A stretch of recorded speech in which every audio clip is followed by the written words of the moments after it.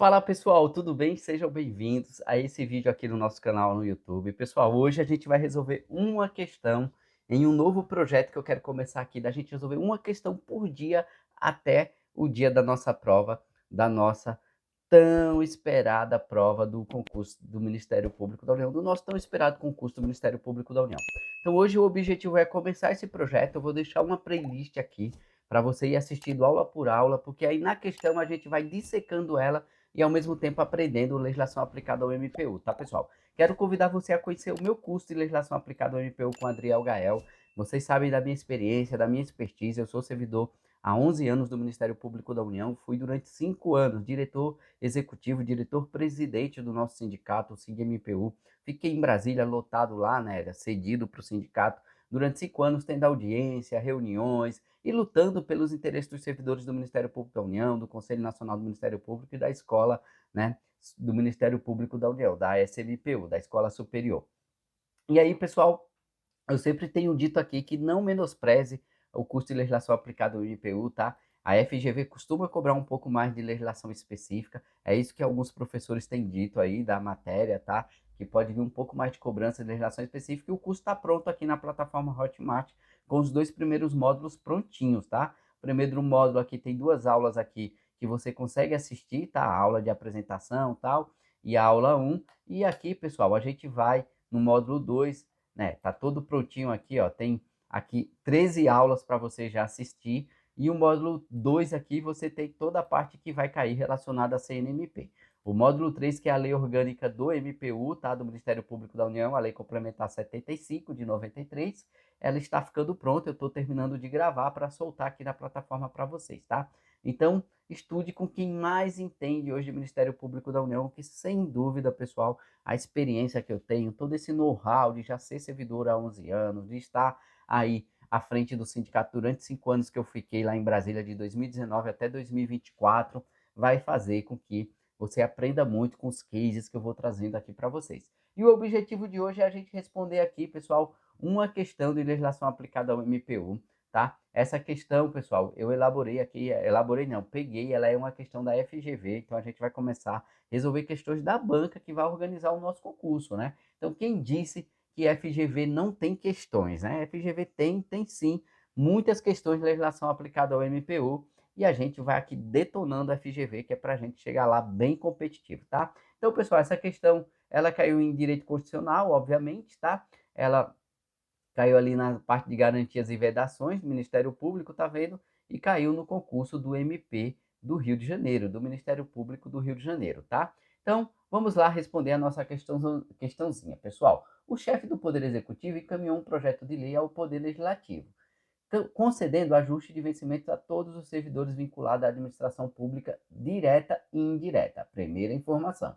Omitiu, no entanto, os servidores do Ministério Público. Segunda informação. Insatisfeito, os servidores formaram uma comissão e convenceram diversos parlamentares a apresentar uma emenda ao projeto de lei, de modo que o aumento a ser concedido viesse a contemplá-los. Terceira informação. Esse projeto foi aprovado, sancionado, promulgado, tornando-se lei. Quarta informação. À luz da Constituição da República Federativa do Brasil, é correto afirmar que a lei assim aprovada é, tá vendo? Pessoal, trata-se aqui de competência legislativa do Procurador-Geral do Ministério Público. No caso do MPU, o PGR, né? No caso do MPU, o nosso queridíssimo PGR. No caso dos MPs estaduais, o PGJ, né? O PGJ. Então, a gente está tratando aqui da figura do chefe máximo das instituições. Cada Ministério Público nos estados, e a gente tem 26 Ministérios Públicos, tem seu respectivo chefe. No MPU, a gente tem o Procurador-Geral da República, tá? E aí, pessoal, o que, que ele quer saber? Se, né, o projeto de lei, a emenda ao projeto de lei feito pelos parlamentares, pelos deputados estaduais, configura inconstitucionalidade. A gente está, pessoal, diante de um caso desse, com relação à elevação do requisito de escolaridade para o cargo de técnico administrativo. Foi uma emenda a um projeto de lei encaminhado pelo Procurador-Geral da República à época, o doutor Augusto Aras, que, né, transformou, né, o requisito de escolaridade, mudou o requisito de escolaridade de nível médio para nível superior para o acesso aos cargos técnicos no âmbito do MPU e no caso também lá do âmbito do Poder Judiciário, também numa outra emenda lá que os parlamentares fizeram. Mas vamos focar em Ministério Público. Então, essa emenda, pessoal, apresentada pelos deputados, ela é constitucional? É inconstitucional? Lembra que o PGR entrou com um ADI, uma ação direta de inconstitucionalidade com relação à mudança do requisito de escolaridade? Então, a gente está diante aqui de uma questão que cobrou exatamente isso que a gente está vivendo no cenário atual, no âmbito do Ministério Público da União, com as ADI, com aquela ADI a 7710, né, que é a 779, eu sempre vou confundir, acho que é a 7710, que é a nossa, né?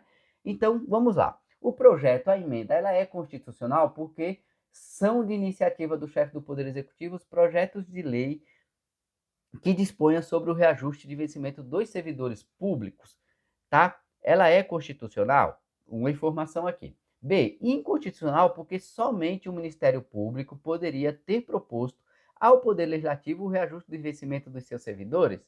Pessoal, constitucional porque o vício de iniciativa é suprido com a sanção pelo Poder Executivo do projeto aprovado pelo Legislativo. E aí? Inconstitucional porque os parlamentares deviam ter apresentado um projeto de lei autônomo e não promovendo emendas naquele ofertado pelo Poder Executivo. E aí, pessoal? Constitucional porque o princípio da isonomia impede a existência de diferença de remuneração entre os servidores, que foi corrigido pelos parlamentares. É uma questãozinha de nível médio, eu reporto essa questão, tá, pessoal? Então, para começo de conversa, né? Aqui é uma divergência minha, tá? É uma divergência interpretativa, uma divergência, mas qual que é a minha opinião, né? No âmbito de tudo isso que a gente vê, né? Bom, pessoal, o projeto de lei, a emenda, ela é inconstitucional. Os parlamentares não poderiam apresentar emenda a um projeto de lei do Poder Executivo, cuja proposta inicial daquele projeto de lei era conceder reajuste apenas aos servidores do Poder Executivo. Quem tem a competência de encaminhar projeto de lei ao Poder Legislativo, a competência legislativa, que eu chamo de competência legislativa residual, né? Ela é uma competência legislativa residual dos chefes dos ministérios públicos, tá? Essa competência legislativa é do chefe da instituição. No caso do MPU, do PGR, no caso do Ministério Público Estadual, dos respectivos PGJs. Então, a gente já mata aqui, pessoal, a alternativa A, que não é constitucional a emenda, a alternativa D, que não é constitucional, a alternativa E, que não é constitucional. Mas vamos ver se a gente não soubesse dessa informação, se dava para a gente tirar mais alguma coisa, tá? Constitucional porque é a iniciativa do chefe, constitucional porque são de iniciativa do chefe do Poder Executivo os projetos de lei que dispõem sobre o reajuste de investimento dos servidores públicos, tá? Essa questão aqui, pessoal, ela estaria certa porque realmente é do chefe do Poder Executivo a iniciativa legislativa para fazer reajuste nas remunerações do pessoal lá do Poder Executivo. Mas a gente está tratando a questão de quem? A gente está tratando de servidores do MPU. A gente não está tratando apenas de servidores aqui do Poder Executivo, né? A gente está tratando de servidores do MPU. Então, ela estaria errada por isso. Constitucional, porque qualquer vício de iniciativa é suprido por sanção? Não, pessoal. Não é a sanção do chefe do Executivo que vai suprir o vício de iniciativa, tá? Constitucional, porque o princípio da isonomia impede a existência de diferença de remuneração entre servidores, que foi corrigido pelos parlamentares. Não, pessoal, não é isso o princípio da isonomia, tá? Não, nada a ver os reajustes dos servidores do Poder Executivo com os servidores do Ministério Público. Agora vamos para o que seja a alternativa correta, tá? Que seria inconstitucional. Letra B. Inconstitucional porque somente o Ministério Público poderia ter proposto ao Poder Legislativo o reajuste dos vencimentos dos seus servidores. Tá aqui a resposta correta, pessoal. A resposta correta é exatamente essa aqui, né? Porque ela é, pessoal, a iniciativa é do chefe do MP. Então, no caso aqui, seria do PGJ, né? Do PGJ, tá? O PGJ que teria essa iniciativa, é o próprio MP que teria. Então, essa iniciativa não é do chefe, né, lá do Poder Legislativo, tá? E aqui estaria errada porque inconstitucional, porque os parlamentares deveriam ter apresentado projeto de lei autônoma. Não, pessoal, os parlamentares não têm essa competência de apresentar projeto de lei que vise reajuste dos servidores dos ministérios públicos, tá? Então, é praticamente o que a gente está vivendo hoje com relação à nossa, a nossa emenda lá, que transformou, né, que mudou o requisito de escolaridade para o acesso aos cargos técnicos no âmbito do MPU. É praticamente igual, então pare aí, resolva essa questão com mais calma, você vê que é uma questão para analista, tá? Do Ministério Público do MP do Rio de Janeiro, que acho que vai abrir concurso agora, tá? Quando eu morei no Rio de Janeiro, eu tinha um colega que era servidor do MP, né? Ele morava em Copacabana e a gente sempre se encontrava no metrô, no ônibus, tal. A gente trocava ideia. Então, pessoal, tá aí. Essa alternativa B é a alternativa correta para essa questão, justamente por causa dessa inconstitucionalidade, essa competência do chefe do poder executivo, né, não ter essa competência de mandar esse projeto de lei e dos parlamentares não poderem fazer emenda específica, tá? Agora, qual que é a minha divergência, pessoal? Que é a que eu divido lá da ADI do doutor Paulo Gonet Branco. É justamente do que eu falo assim, se, tá? Olha só, se o projeto de lei entrou lá no Congresso Nacional ou na respectiva Assembleia Legislativa do Estado, né? Eu entendo que se abriu-se a caixinha de Pandora. Então, quando se abre essa caixinha de Pandora, pessoal, o que a gente tem? A gente tem justamente a possibilidade dos parlamentares emendarem aquele projeto de lei. Porque senão os servidores dos MPs, do MPU também, fica muito refém da vontade política, da vontade do chefe da instituição de mandar um projeto de lei que verse sobre remunerações. Então, assim, a partir do momento que qualquer projeto de lei que verse sobre carreiras do Ministério Público, transformação, etc. e tal, entra lá na Assembleia Legislativa ou no Congresso Nacional, os parlamentares, diante daquela, né, sua competência básica, que é legislar, né, pode apresentar uma emenda, né? Então, essa é a minha divergência com relação a isso, né? Abriu-se a caixa de Pandora. Imagina, a gente tem uma caixinha de Pandora. A competência legislativa residual é do chefe da instituição, é do chefe do MP. A partir do momento que ele manda um projeto de lei, ele abre essa caixa de Pandora.